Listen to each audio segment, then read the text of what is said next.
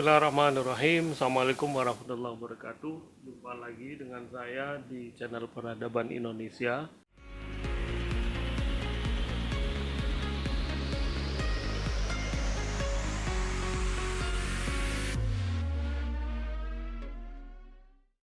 Kali ini saya akan membahas tentang seorang figur atau seorang tokoh yang dikenal dalam dunia orientalisme versi Indonesia, atau seorang sarjana Belanda yang sering disebut-sebut menjadi otak utama dalam penaklukan wilayah Aceh, yang juga sering disebut sebagai momok, seorang yang memiliki karakter bertolak belakang, bahkan juga sering disebut oleh berbagai kalangan sebagai seorang yang sangat merugikan bagi peradaban Indonesia secara umum dan peradaban Islam di Indonesia secara khusus. Dia adalah seorang Snok Hurgronya. Orang akan mengenalnya kalau Anda pernah belajar sejarah Indonesia di bangku sekolah dasar, kemudian juga diulang lagi di sejarah kebangsaan di tingkat SMP, SMA, bahkan perguruan tinggi, bahkan di tingkat pasca sarjana, pasti akan selalu mendengar nama seorang tokoh yang bernama Snok Hurgronya ini.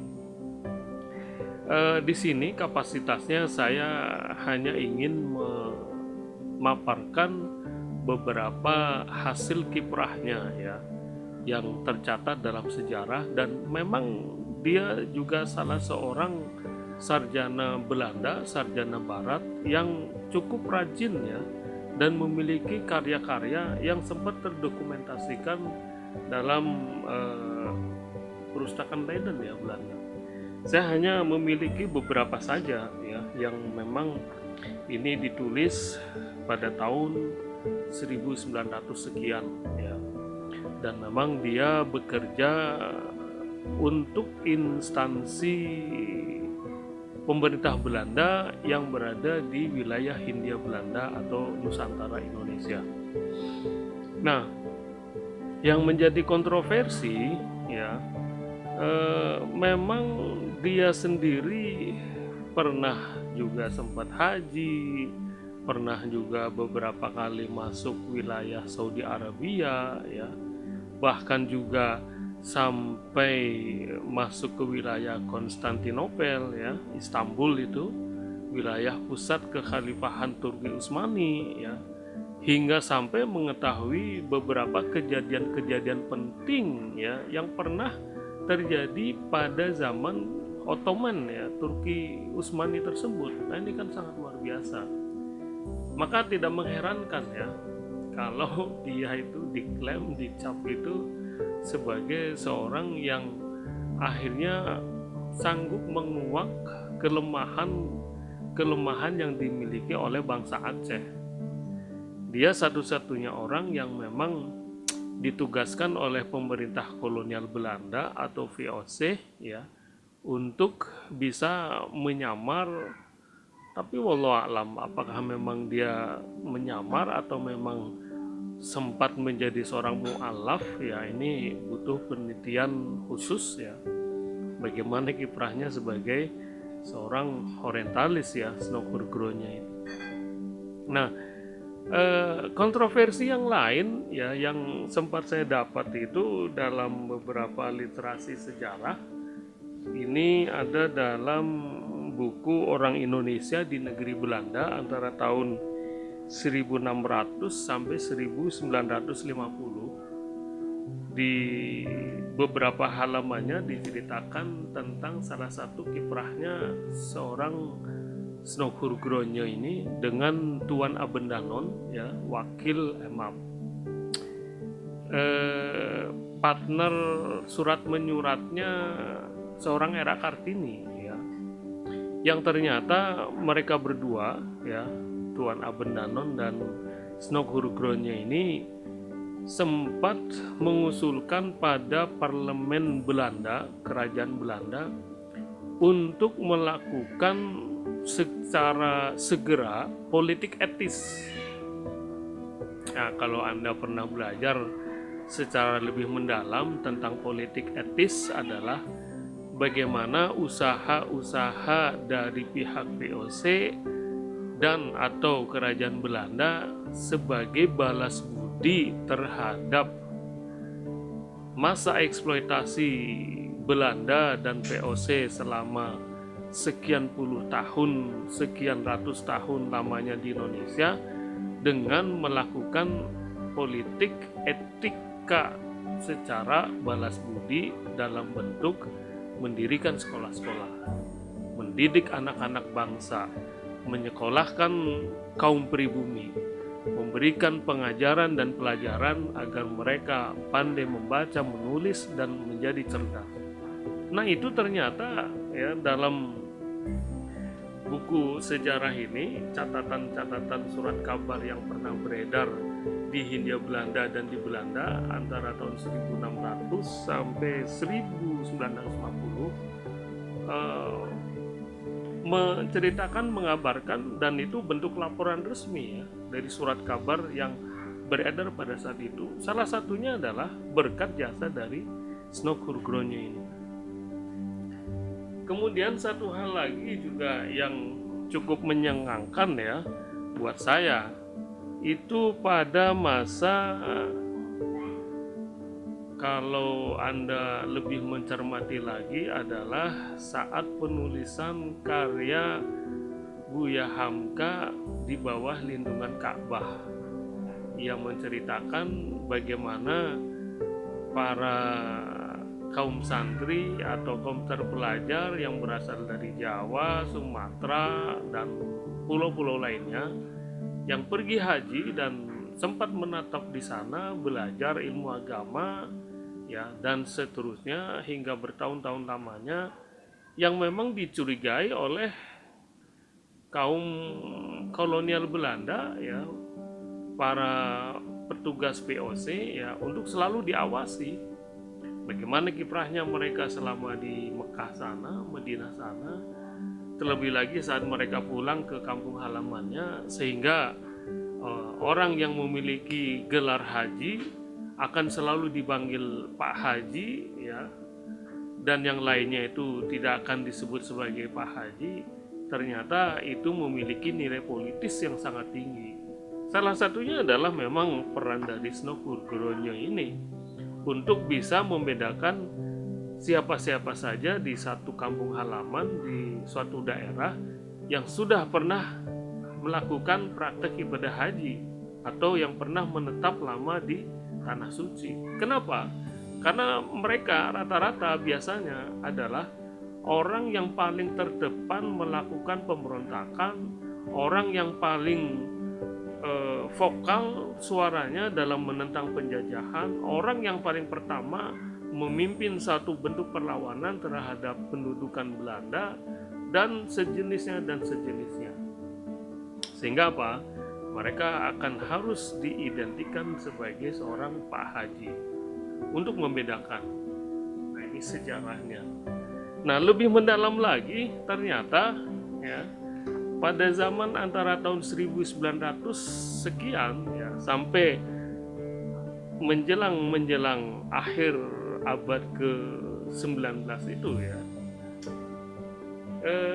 peran dari kekhalifahan, saya teringat dengan sejarahnya Soekarno dengan A. Hasan yang pernah juga berdiskusi, dan bahkan juga Soekarno pernah berdebat dengan tokoh-tokoh Islam pada saat itu tentang bentuk negara, sehingga beberapa kali mencontohkan tentang fenomena kekhalifahan Turki Utsmani yang sudah mulai melemah, sehingga lebih cenderung pada sistem negara nasional dibanding kesultanan atau kerajaan Islam. Nah, ini juga sebenarnya memiliki andil dalam pemikiran awal zaman menjelang kemerdekaan kita. Nah, yang ingin saya katakan di sini dan yang ingin saya jelaskan di sini adalah sejauh mana definisi kekhalifahan yang juga sempat ditelusuri, sempat dicari tahu seperti apa dan bagaimana kemungkinannya jika paham kekhalifahan ini, jika ideologi pan-islamisme ini akan menyatu dalam diri kaum terpelajar Indonesia yang belajar di Mekah, Madinah, dan beberapa kota keilmuan di Timur Tengah, akan memberi pengaruh kepada para pejuang-pejuang yang ada di tanah air. Nah, ini juga termasuk salah satu usahanya Snouckburg-Groningen sampai melacak ke titik wilayah pusatnya kekhalifahan. Nah, nanti akan saya lanjutkan seperti apa sebenarnya penelusuran dari seorang Snouckburg-Groningen hingga sampai akhirnya dia mendapatkan kesimpulan bahwasanya kekhalifahan atau ideologi kekhalifahan atau paham pan-islamisme tidak perlu terlalu dirisaukan oleh kaum kolonial Belanda atau kaum VOC yang sedang menguasai Indonesia, hingga sampai pada kesimpulan seperti itu. Nah, kita sulit membayangkan ya, seorang penguasa asing yang bercokol di Indonesia hingga sampai mampu menelusuri kira-kira apa pemahaman yang akan dibawa oleh kaum terpelajar Indonesia yang sedang belajar di sana. Dan paham yang pada saat itu yang masih berkembang dan yang masih diidolakan adalah paham pan-islamisme atau kekhalifahan. Kita akan lanjutkan. Baik, kita lanjutkan tentang kajian tokoh seorang orientalis yang berasal dari Belanda yang bernama Snouckburg-Groningen ini. Nah, lebih lanjut dia menjelaskan tentang definisi atau pemahaman dari seorang khalifah ya, pemimpin negara yang diberikan, disematkan atau yang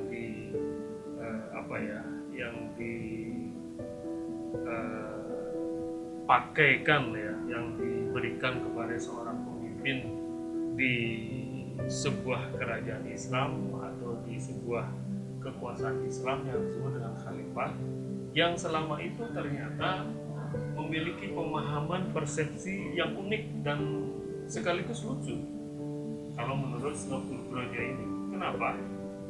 Karena sebagian besar orang-orang Eropa, bahkan kaum terpelajarnya, bahwa posisi seorang khalifah itu persis seperti posisi seorang paus ya, yang ada di Vatikan. Dan ternyata kalau menurut Snouckburg-Groningen ini adalah pemahaman yang sangat keliru dan berbeda sekali. Jadi dia mengatakan bahwasanya pemahaman yang dimiliki oleh orang-orang Barat itu sangat kekanak-kanakan. Kenapa?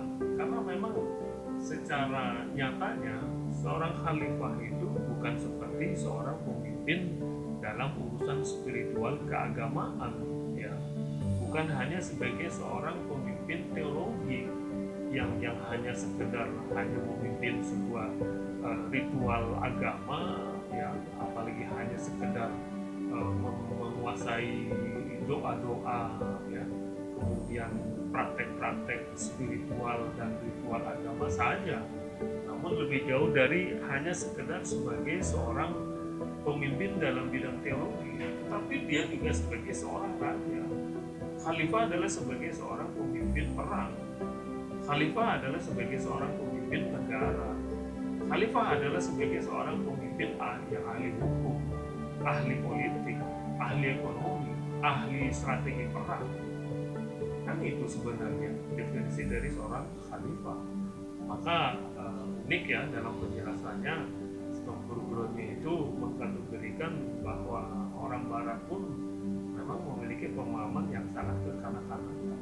Dan ini sampai sekarang masih terjadi dalam pemahaman definisi-definisi lain dalam konteks dunia Islam.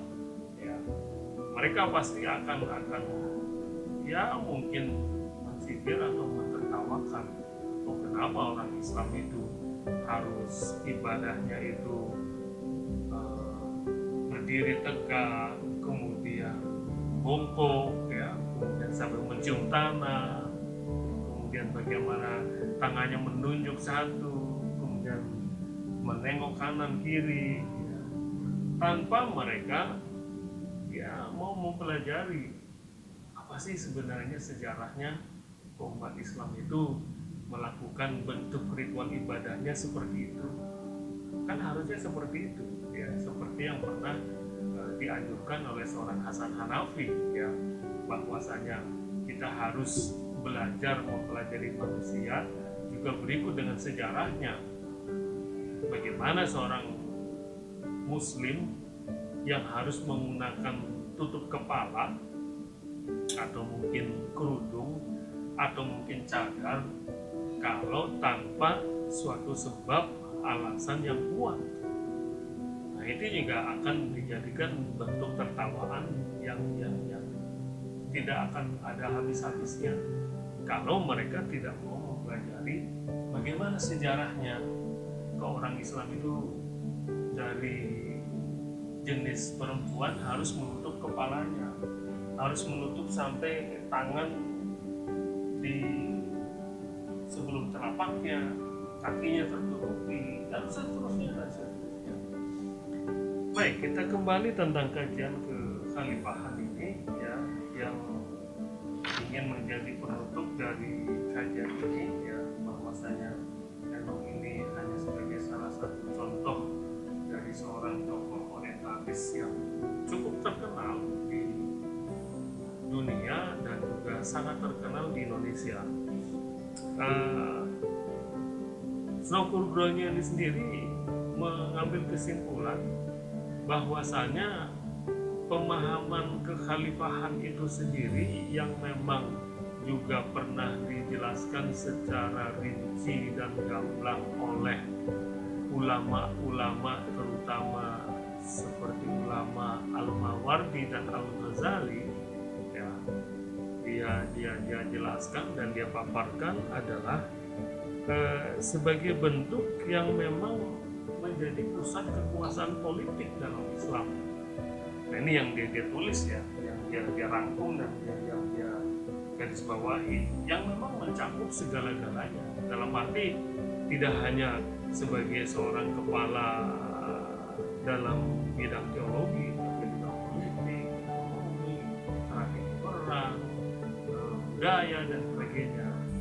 Maka kalau membaca literasi ini, ya, agak menggelikan juga kalau kita mendengar para ahli hukum tata negara misalnya, atau mungkin seorang pakar misalnya di negeri kita saat ini yang sudah mengklaim diri atau memastikan diri bahwasanya kekhalifahan itu sebagai bentuk yang tidak ada dasarnya dalam Al-Quran maupun hadis. Ironinya lagi, ya, sampai sekarang para ahli tata negara Islam ataupun ulama ataupun ilmuwan, ya, atau seorang sarjana muslim yang menguasai bidangnya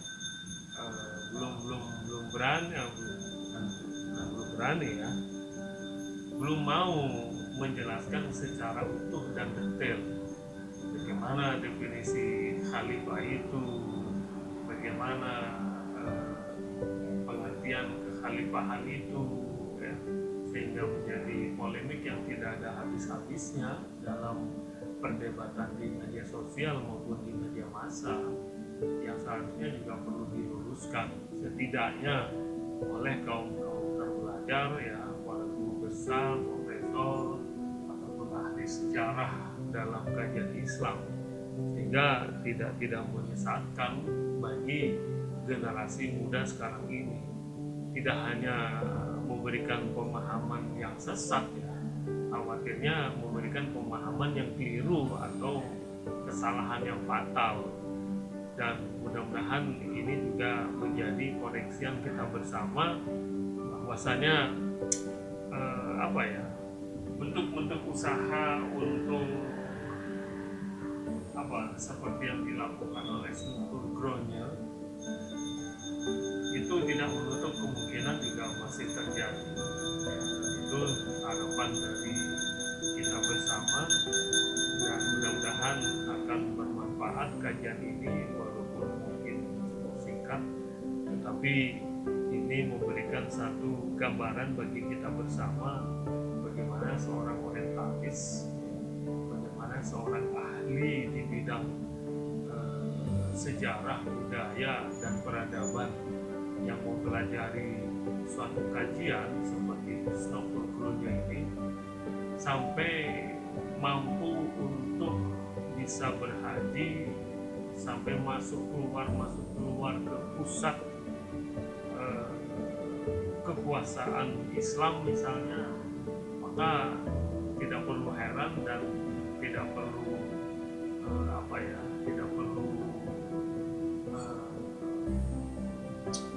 merasa ragu dan was-was bahwasanya sekarang ini terlebih lagi sifatnya global. Dunia ini global, apa yang terjadi di ujung dunia sana dalam hitungan menit bahkan detik kita akan mengetahui, oh baru saja terjadi kejadian yang di kota sana, di negara sana.